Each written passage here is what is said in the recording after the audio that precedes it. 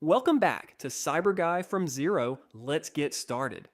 Today, we're diving into a complex cybersecurity lab, but we're going to look at it through the lens of a thrilling spy story. Think of it as a full-on digital heist. We're going to find out exactly how a cyber attacker can just slip right past a system's defenses, plant a backdoor, and gain total, invisible control of a computer. It's absolutely fascinating. And honestly, understanding how these operations actually work is for sure the best way to learn how to stop them. So here's the big question, the central mystery. How on earth do hackers bypass antivirus without setting off any alarms? I mean, modern security systems like Windows Defender are incredibly tough. They're basically like digital guard dogs, trained to bark the absolute second something malicious touches the hard drive. And yet, attackers still find ways to slip right past them, completely undetected. How do they pull that off? Well, it takes a very specific set of tools and a pretty clever psychological trick. All right, here is our mission briefing. We're going to track this step by step. First, the Spy Master's Toolkit. Second, disarming the virtual guards. Third, baking the poisoned cookie. Fourth, springing the digital trap. Fifth, total system control. And finally, number 6, how defenders catch them. Let's kick things off with part 1, the Spy Master's Toolkit.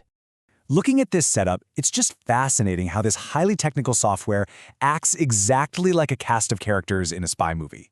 Our attacker operates from Kali Linux, which is essentially the spy's secret base. The target house they want to break into, that's a Windows 10 virtual machine. Now, to actually get in, they need Veil-Evasion, which acts as the ultimate disguise kit. Once they're inside, they use Meterpreter. Think of Meterpreter as the spy's magic remote control. It gives them incredible power over the target. This remote connects right back to Metasploit, which is the spy's master toolbox. And to actually deliver the trap, they use an Apache web server, which we can picture as a fake shop or website set up entirely just to lure the victim in. Moving right along to Phase 2, disarming the virtual guards. Take a look at these settings on the Windows 10 machine. In a controlled educational lab environment like the one from our sources, we literally have to go in and switch off the Windows Defender firewall and the real-time virus protection. Why? Well, if we don't, the literal second our malicious file touches the victim's computer, Defender is going to detect it and delete it immediately. No payload means no hacking session, and the lab just fails. Now, in the real world, advanced hackers use some incredibly complex evasion techniques to silently bypass these guards without the user ever knowing. But to study the actual mechanics of the backdoor itself in our lab, we manually put these digital guards to sleep. That way, we can clearly see how the trap functions once it gets inside the house. All right, step 3, baking the poison cookie. This brings us to the Veil framework. Veil's entire job is to take a piece of malicious code, in this specific case a Metasploit payload, and wrap it up in a disguise. Think of it like baking a poisoned cookie. From the outside, it looks like a completely normal, totally harmless executable file. Maybe it looks like a game or a standard system update, but hidden inside is our spy code. Notice how the attacker is selecting a pure Golang reverse HTTPS stager right here? By wrapping the evil code in the Go programming language, it essentially scrambles the signature, so traditional antivirus scanners just look at it and see a normal program. Sneaky, right? Now, to make sure this trap works perfectly, the attacker has to configure a few absolutely vital parameters. First up, they set the L host, which is the IP address of the Kali Linux spy base. This basically tells the trap exactly who to call once it's triggered.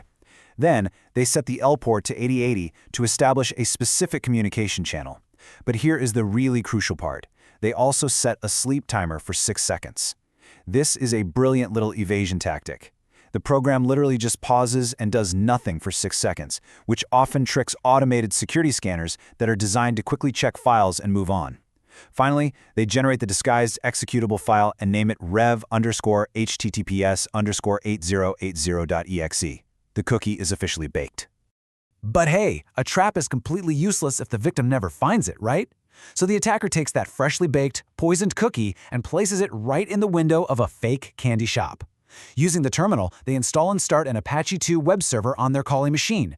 Then, they move that new executable file right into a directory hosted by this web server. So they have literally just set up a malicious website. And now they're just waiting for the target to stroll by. Which brings us to part 4, springing the digital trap. Here is the exact moment of compromise. The victim, who is just browsing from their Windows 10 machine, visits the attacker's fake shop, that Apache web server. They see the file sitting right there in the evil files directory. Completely unaware of the danger, they download it and click Run. Now, to the victim, nothing special seems to happen. No alarms, no flashing screens, but underneath the surface, the trap has definitely been sprung. Meanwhile, back at the spy base, the attacker has just been waiting with their Metasploit toolbox open, running what's called a reverse handler. The very moment the victim double-clicks that file, the attacker's screen lights up. It's like a walkie-talkie suddenly crackling to life. The victim's machine has successfully reached out across the network and secretly called home to the attacker. The session is officially open. So, you might be wondering, why do we use a reverse connection in the first place? Honestly, this is perhaps the cleverest part of the entire operation. Normally, firewalls are really great at blocking incoming connections from strangers. If a hacker tries to just force their way into your computer, the firewall stops them dead in their tracks. But firewalls usually allow outgoing connections because, well, that's how you browse the internet. By using a reverse connection, the attacker isn't breaking into the house. They've actually tricked the victim into opening the door from the inside and walking out. Because we used a reverse HTTPS payload, the victim's computer reaching out to the hacker looks exactly like someone just innocently browsing a secure website like Google. The firewall sees what looks like normal web traffic and just lets it right through. Now we are at Phase 5, Total System Control. Once that Meterpreter session is established, things get pretty scary. The payload runs entirely in the computer's memory, which means it leaves almost no footprint at all. The attacker now wields an invisible magic remote control over the target system. They can silently take screenshots of whatever the user is looking at. They can turn on the microphone and listen to the room. They can browse and steal literally any file on the hard drive. They can record every single keystroke, easily capturing passwords and private messages. They can even turn on the webcam. And the most chilling part of the whole shebang? The victim has absolutely no idea any of this is happening. To them, their computer seems to be running perfectly normally. Finally, let's look at Part 6, how defenders catch them. The good news is, by studying this exact attack in a lab, security teams know precisely which tripwires to install. When the attacker bakes that poisoned executable, defenders can use EDR, endpoint detection and response tools, to flag unusual compiled Go binaries that just suddenly appear out of nowhere. When the payload makes that sneaky reverse HTTPS connection, network defenders can monitor for unusual outbound traffic patterns, like say a connection staying open for way too long. When the Meterpreter payload tries to hide in memory, advanced memory scanning tools are deployed to catch it.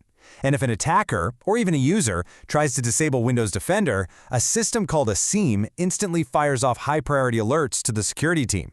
So as you can see, every single step the attacker takes leaves a trace, if you know exactly where to look. Now before we wrap up, we absolutely have to talk about the strict boundaries surrounding these techniques.